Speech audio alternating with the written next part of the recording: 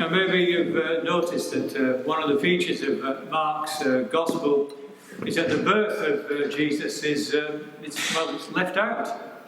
There's no Bethlehem, there's no shepherds, there's no wise men and no angels. Nothing is said about Mary or Joseph or the baby. And by the time Mark picks up the story, Jesus has long since crawled out of the manger, and he's done with his swaddling clothes. He's developed his voice, he's found his legs, and he's let loose in the world. Just a few weeks' time, it's Christmas. And at Christmas, we pretty much have Jesus the way most people like him best, which is weak and silent. The Jesus of Bethlehem is really small enough and passive enough to pick up for a little while, just like a puppy, and then put down again when we're good and ready to get on with our plans. And you know what? That's okay, because everybody needs a starting place with Jesus. The thing is, though, is that he won't let us keep him that way. So very soon he ditches the manger, as I've said, breaks loose, and he literally comes after us. And unlike the baby in Bethlehem, he's got a voice now, and he uses it. He calls people's names. Jesus is for life, and not just for Christmas. Mark's Gospel just blows right past the whole birth episode. And after just a few words about John the Baptist and Jesus' baptism and temptation, Mark brings us to the beach. He invites us to watch 4 fishermen who are just minding their own business, literally, when a thoroughly grown-up Christ comes to where they are and crooks his finger and says, "Come on." Simon and his brother Andrew are the first pair. Jesus sees them doing their job, throwing the nets, and Mark doesn't give us any details. What they saw in each other, why Jesus picked them, what kind of conversation they might have had, what questions might have been asked, and what feelings these fishermen may have felt. Mark just cuts to the chase. Jesus says, "Follow me." And without a word, they just get up, go and follow him. James and John are next. Further down the beach, they're sitting in a boat with their dad, mending the nets. And again, here comes the story in fast forward. Mark doesn't show us anything but the highlights. Jesus comes to them, sees them, calls them, and they follow. As Mark tells these stories, he doesn't give us any sense of the very real inner struggle that's involved in making this kind of decision, in discerning your life's purposes. Mark pretty much leaves out the process of deciding, discerning, choosing, all the stuff that we really like to know. I mean, I knew right from the get-go, Freshers Week in 1971, I was going back a bit now, but I knew in Freshers Week in 1971 how to ask Jesus into my life, but being the stubborn idiot that I was, it took me 2.5 years later to actually do that. So I was deciding, discerning, choosing, really desperate to know whether it was the right way, the truth and the life. But there's none of that here. Maybe Mark leaves out the process because in the end, the process isn't the point. The point is that Jesus finds us, calls us, and the call is to go with him. This is about committing to the person of Jesus Christ.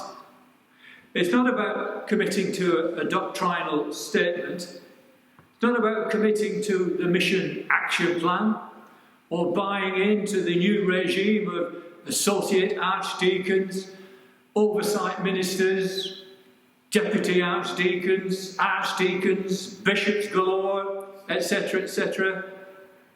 It's not about some denominational tradition, whether you're in because you're an Anglican, you're a high Anglican, or you're a low Anglican, or you're a Baptist, or you're a Methodist, or Free Church, you can speak in tongues, or whatever it is like that.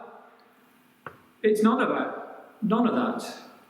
It's all about the personal commitment to Christ.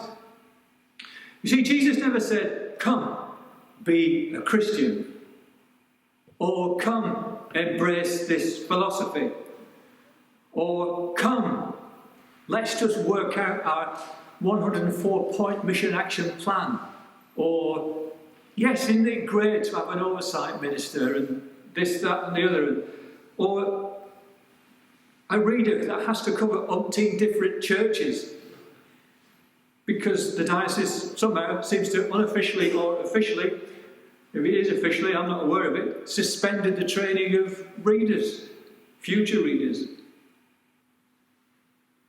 No, he doesn't say, come do this ministry. He said, come with me, belong to me, follow me, give yourself to the person of Jesus Christ. It's all about knowing him, following him, loving him, listening for him, and walking with him. And by the way, there's also one constant in the stories from Mark today, and it's this. Can you guess what it might be?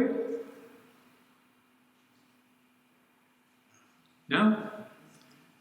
Everyone who answers the call of Jesus leaves something behind. Did you notice that? Andrew and Simon leave their nets. James and John leave their dad. We can't follow Jesus and not be willing to change what's in our hands and what's in our hearts, to leave more and more of the past behind in order to move forward with Christ. Now that's something that my mother never really got to grips with or even understood when I went back and said that I'd become a Christian. And my brothers still to this day don't understand it. So I wonder if Christ is calling you and me today, and I believe he is, because I believe his calling comes fresh every day. What might you and I need to leave behind in order to get up and go? I find it amazing, right, that Greta Thunberg can do what she does up in Glasgow, but it never occurred to me, who's paying for her? Right? Who's giving her the finances to be able to do what she's doing? But she's left everything for a cause that she passionately believes in, which is to bring to our attention the dangers of climate change. What do I need to leave behind in order to get up and go? And there she is, just an older teenager, and she's dedicated and given up nearly everything. Mother Teresa gave up everything. What do you need to leave behind in order to get up and go? A lot of people couldn't believe that I gave up, I wouldn't say it was a successful career in logistics, but a sort of successful career in logistics. But he did pay very generous amounts of money, much more than ever getting as a stipend as a humble Church of England minister. But many people couldn't believe that I was willing to sacrifice that. The monetary side of things, the success side of things, the business side of things, to get up and go and follow Jesus, the calling of Jesus. It led to some interesting conversations, not least of which is my last job within the United Biscuits. The personnel director said to me, Mike, if you ever need biscuits for any function in your church, just give me a ring. To follow Jesus means to be changed, to move on, and to leave some things behind. When Jesus says, follow me, and we say, okay, we can never predict where that's going to lead us. I could never have predicted in 1974, in February 1974, that I would have gone through all the experiences that I have gone through. It's all right not to be sure of what it means and how it will work out. All that matters is that Jesus has seen you as you are, seen me as I am, and has loved me, loves you, and called me and called you to follow him. The message from this story in Mark's Gospel is that Jesus doesn't always take us the way we expected to go. But looking back now over nearly 50 years of following Christ, it's okay, because ultimately we can say we are safe in the loving arms of God. So I suppose the story of Jesus' call to his disciples might be considered a parable of the Christian life. It's an interactive journey. To paraphrase a prayer of Thomas Morthen, often we will have no idea where we're going. That's true. We won't be able to see the road ahead or be certain where it will end. And again, we know that's true, because we never really know ourselves completely.